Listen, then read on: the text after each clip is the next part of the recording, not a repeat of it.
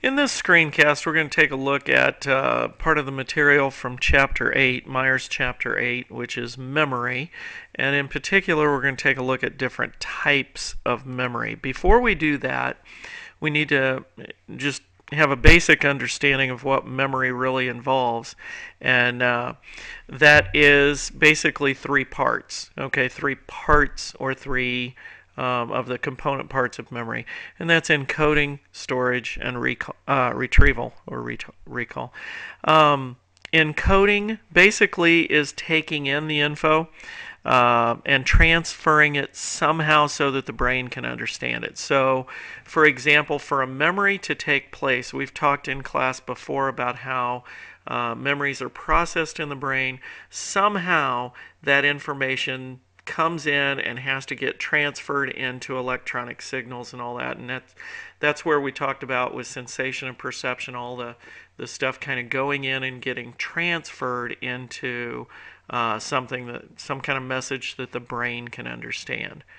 Storage is simply putting information or putting whatever into the brain so that at some point in time we can then retrieve it or bring it out. So it's kind of like a computer in the sense that we put something into the computer, it stores it somewhere, and then at some point we want to go back in and get it. So those are the three basic parts of memory.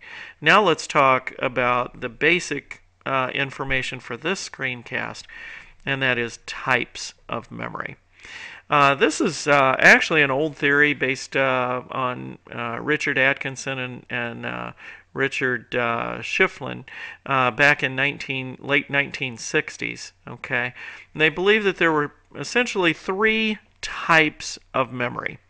Now, the first type of memory is referred to as sensory memory.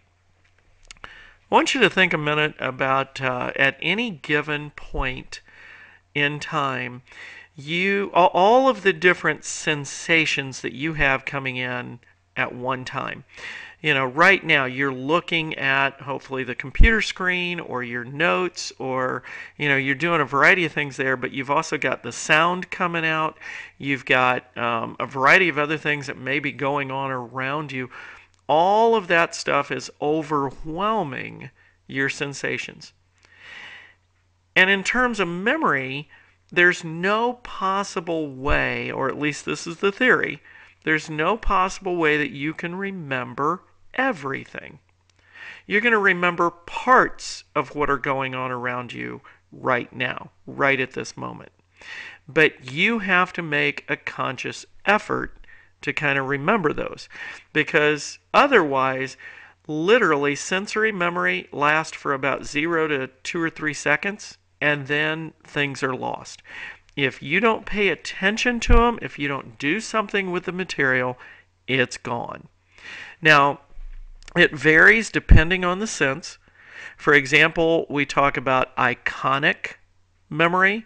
And iconic, think of an icon on a computer screen. You see it. It's something visual. So when we talk about iconic memory, that's visual memory. Literally less than a second is how long you retain things unless you pay attention to it. Okay, something goes in your eyes, but unless you focus on it or pay attention to it, it's gone in under a second.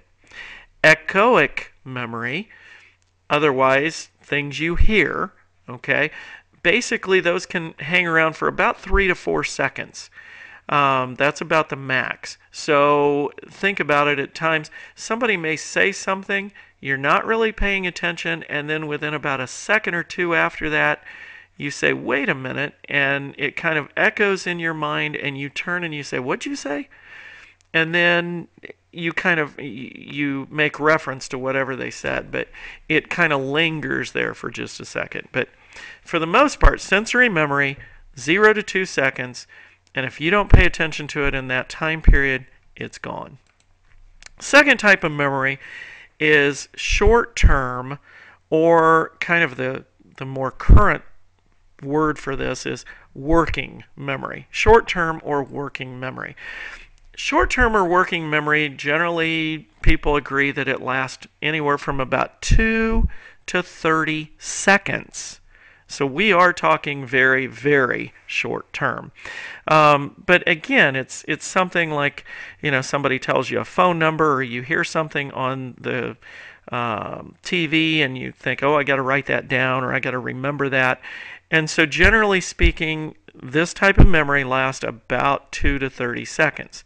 Now, in that time period, if you pay attention to it, if you, again, process it and work with it, if you do something with that memory, if you relate it to other things you know, or any of that stuff, you're going to be more likely to keep that memory and transfer it to the next stage.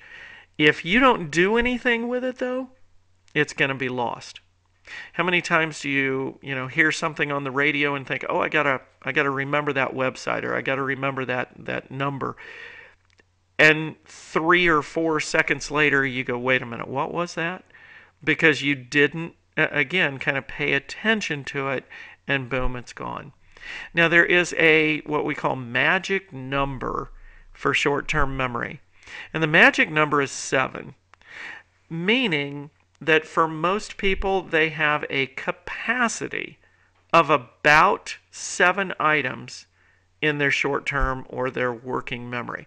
They can work with about 7 items at a time and process those. And we say 7 items. For some people, it's a little different, so we say plus or minus 2. So again, for most people, it's somewhere between 5 and 9 items. But again, anything more than that for most people is too much. We get them jumbled and we forget things. Okay, that's basically the reason. Like, think about telephone numbers. Telephone numbers generally a 7-digit number. I mean, yes, there's an area code, but if you're talking about a phone number in the near area, it's 7 digits. And for that matter, a lot of times now, like in a town like Brownsburg, most of the numbers are 852 or 858. And so they've even got it divided out so that if you can remember whether it's a 2 or an 8 and then remember the last 4 digits, for the most part, you're in good shape. Okay? Now, if whatever the thing is, processes get past, if it gets past the working memory, then we process it into long-term memory. And long-term memory we refer to as semi-permanent memory. Okay, it's going to be there at least, for a significant time period, if not forever. Now, the long-term memory involves 2 basic things: a trace and a cue. The trace is what you actually remember about a particular event. If you remember, if I said, what happened the first day you were ever at Brownsburg High School, what you remember about that day is the trace of the event. Those are the memories you have. The cue, now remember, a cue is like a clue. So the clue or the cue is the trigger that gets you to think of the trace. You probably weren't thinking about the first day of your Brownsburg High School career a second ago, but when I asked you, what happened on that first day, that's a cue that triggers that memory to pop up. Okay? Now, in a few minutes, we'll talk about implicit and explicit memories. We'll talk about that in just a second. Let's take a look. Here's just kind of a picture version. Again, information comes in, goes into sensory memory for about 0 to 2 seconds. If you don't do anything with it, it's forgotten, and you'll never even realize that it was there. If you do something with it, you think about it, focus on it, whatever, rehearse it, it gets put into short-term memory or working memory. And if it's in there and we do something with it, well, then we can kind of relate it to long-term memory and we can process it and it goes into long-term memory. But if we don't do anything with it, again, it drops down and it tends to be forgotten. Okay? Now, let's talk about explicit and implicit memories very quickly here. Explicit memories, basically what we're talking about here are things that, memory about facts or events, things like that, that you have conscious recall on. By conscious recall, we mean you can declare what you know and how you know it. Okay, so episodic memories. Okay, episodic, you see the word episode in there? It's talking about remembering personal events. Okay, if you remember your fifth birthday, or if you remember, an auto accident that you were involved in a year ago, or if you remember getting an award in eighth grade, those are episodes. Okay, so episodic memory, those are episodes. Semantic memories refer to meanings or understandings that you have of various concepts. So if we talk about democracy, you understand what we're talking about. If we talk about the three parts of government, those are things that you tend to know about. Okay, they're not episodic. Okay, in terms that not. I mean, you may remember in class learning about it, but as far as the three parts of government, those are just things that you have to remember. Those are concepts that you have to remember. Okay, so they're explicit memories are facts and events. They're declarative. We can declare what we know and how we know it, and a lot of those memories are processed. Most of them are processed through the hippocampus in the brain.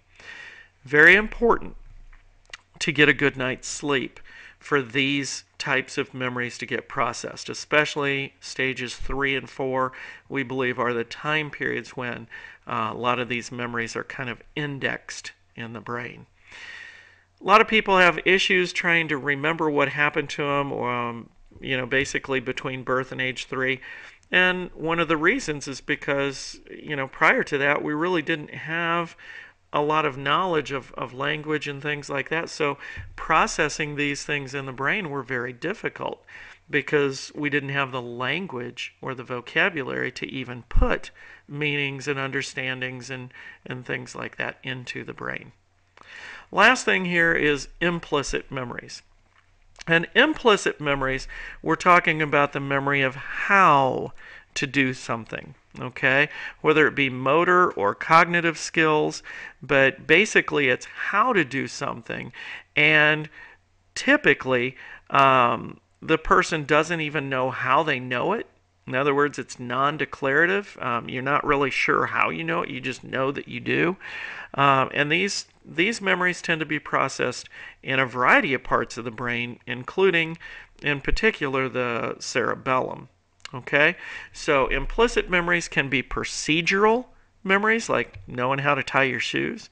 You probably don't remember learning to tie your shoes, or you may remember just barely about it, but yet it's something you do and you don't even have to think about it. It's a very low cognitive type deal. Okay, it doesn't involve a lot of high level thinking.